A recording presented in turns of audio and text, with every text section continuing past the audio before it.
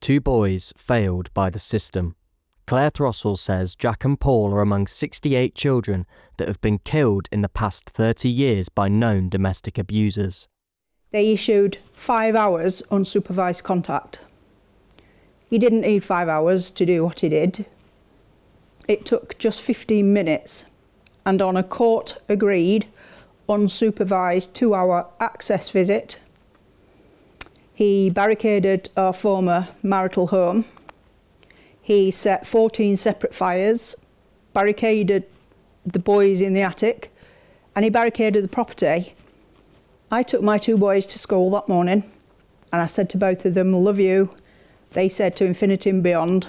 Toy Story was their favourite film.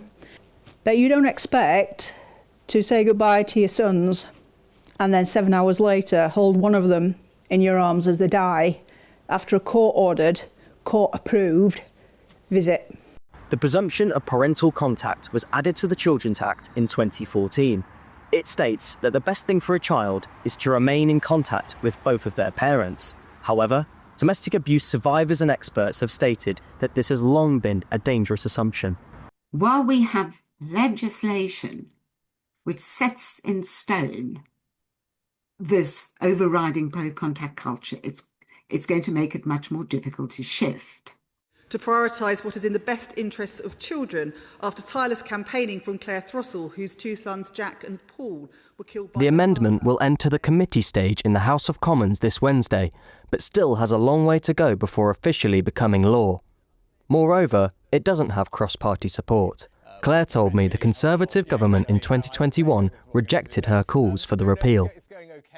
Most family lawyers we spoke to were in support of the changes. However, some say it will give rise to other issues and doesn't go far enough.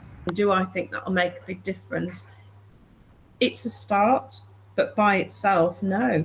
Not unless it's accompanied by serious education, and education literally in schools, and about what's healthy relationships.